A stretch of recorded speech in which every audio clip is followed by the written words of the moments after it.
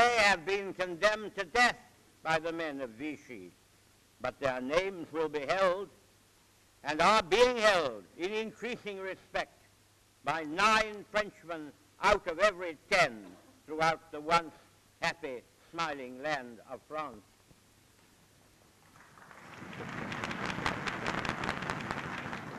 But now, sir, strong forces are at hand.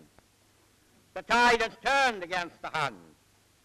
Britain, which the men of Bordeaux thought and then hoped would soon be finished, Britain, with her empire around her, carried the weight of the war alone for a whole long year through the darkest part of the valley. She is growing stronger every day.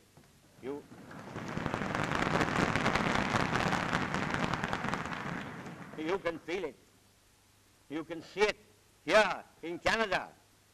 Anyone who has the slightest knowledge of our affairs is aware that very soon we shall be superior in every form of equipment to those who have taken us at the disadvantage of being but half-armed.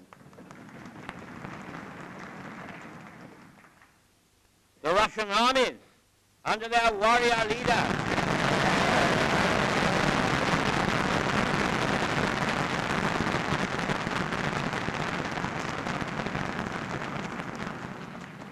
Joseph Stalin, are waging furious war with increasing success along a 1,000-mile front of their invaded country.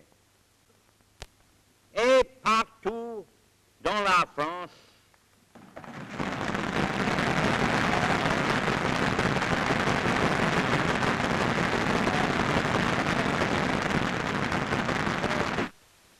et inoccupés, car leur sort est égal, les honnêtes gens, le grand peuple, la nation française se redresse. L'espoir se rallume dans les cœurs, phases in the struggle that lies before us. First, there is the period of consolidation, of combination, and of final preparation.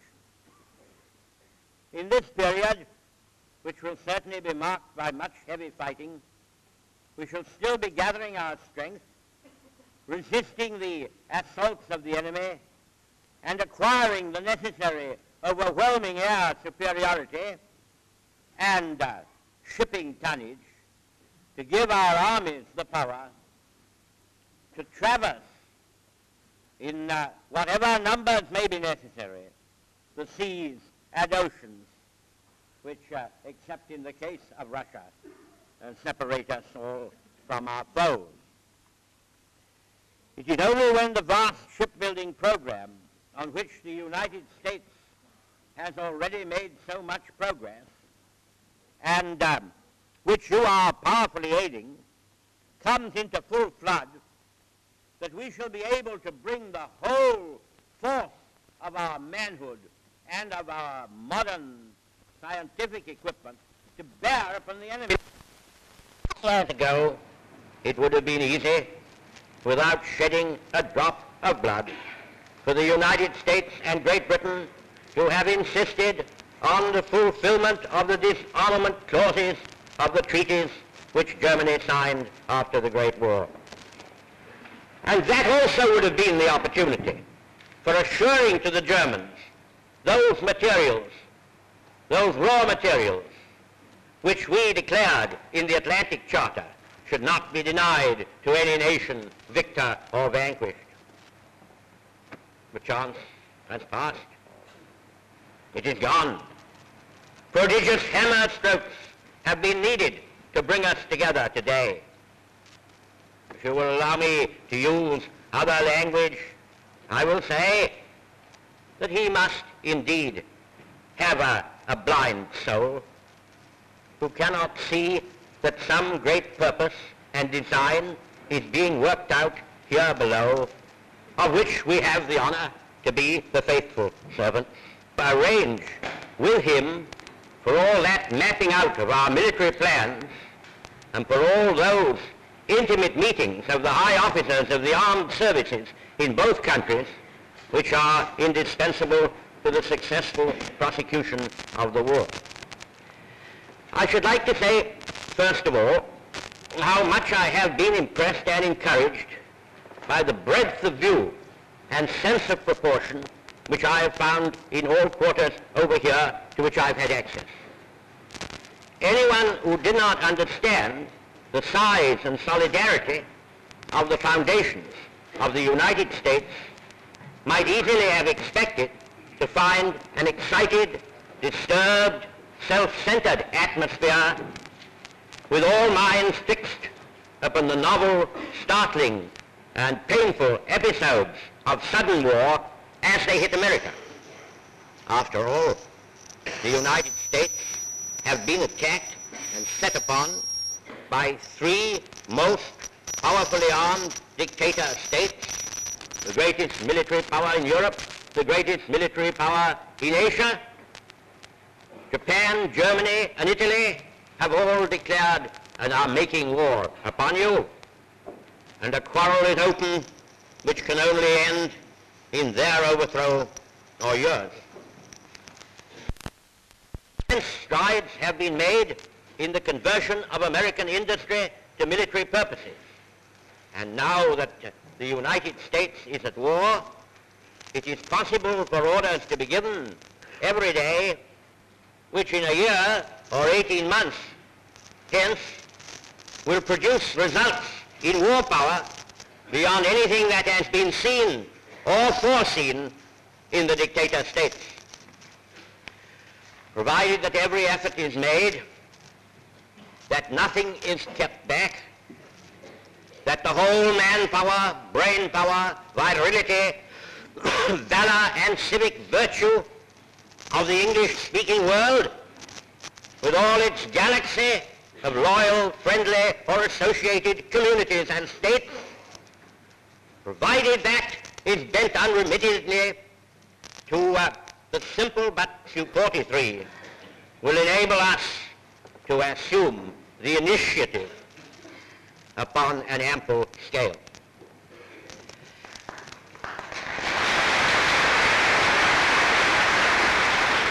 Some people may be startled or momentarily depressed when, like your president, I speak of a long and a hard war.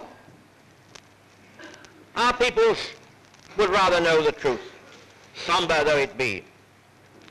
And after all, when we are doing the noblest work in the world, not only defending our hearths and homes, but the cause of freedom in every land, the question of whether deliverance comes in 1942 or 1943 or 1944 falls into its proper place in the grand proportions of human history.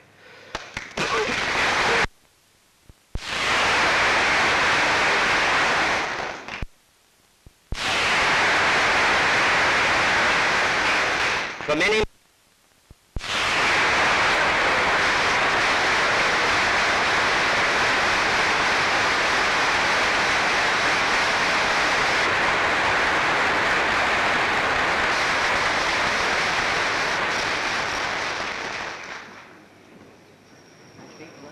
Prime Minister of Great Britain, the Right Honourable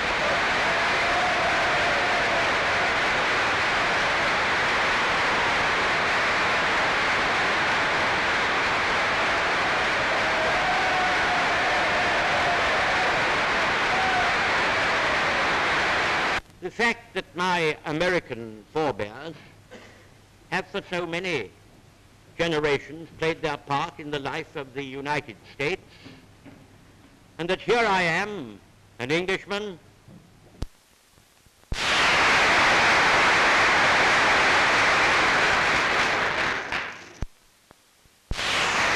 lastly, if you will forgive me for saying it, to me the best tidings of all, the United States, united as never before, has drawn the sword for freedom and cast away the scabbard.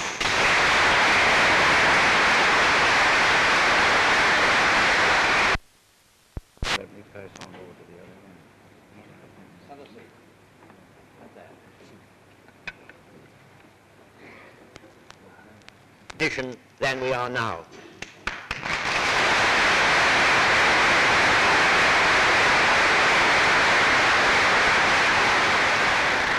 And that the year 19...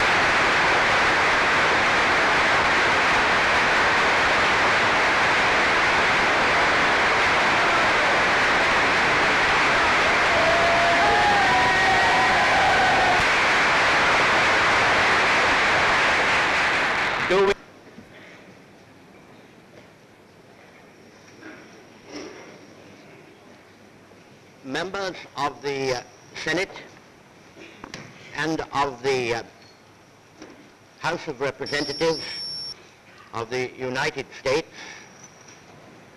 I feel greatly honored that you should have invited me to enter the United States Senate chamber and address the representatives of both branches of Congress.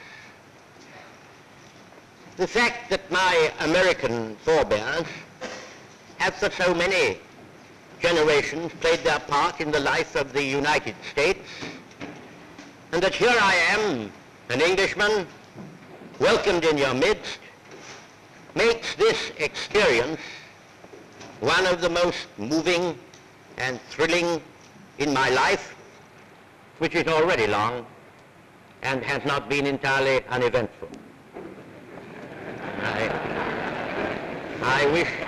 I wish indeed